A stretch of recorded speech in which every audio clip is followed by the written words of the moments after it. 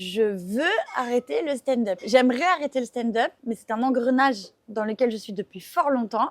Donc j'essaye petit à petit d'arrêter le stand-up. Le but étant qu'on me propose encore des plans et que je gagne de l'argent.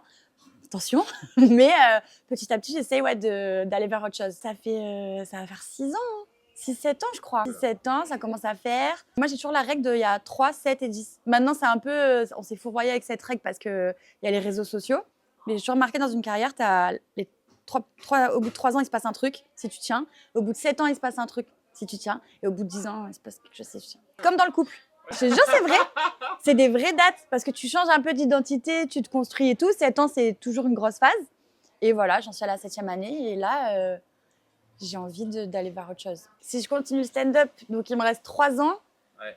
Je sais pas parce qu'au rythme où j'y suis, en fait, c'est juste que moi, ça me fait pas kiffer d'être vue. J'ai remarqué ça après 2 ans de thérapie. J'allais pas très bien. Okay. J'étais forte en stand-up parce que j'allais pas très bien. Ça, c'est le fameux cliché de l'artiste doit souffrir, mais au-delà de ça, je montais sur scène pour chercher la validation et je pense, j'étais addict aux relations toxiques, moi.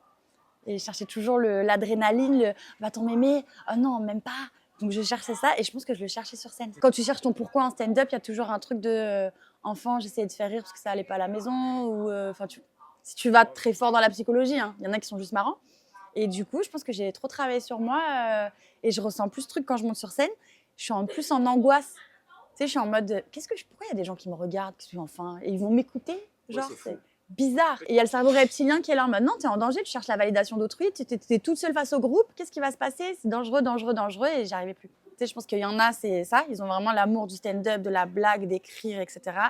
T'en as qui sont un peu des amuseurs et qui vont chercher autre chose sur scène et qui a le regardez-moi, qui cherche l'amour, la fame et tout. Et moi, du coup, j'ai aucun des deux réellement, même si j'adore les blagues et que je sais qu'écrire par ça, parce que c'est mon langage familial, quoi. Nous, à la maison, on parle qu'avec l'humour. Donc, je pense qu'il y a un mix de tout. Et là, tu sais, c'est plus aligné, quoi.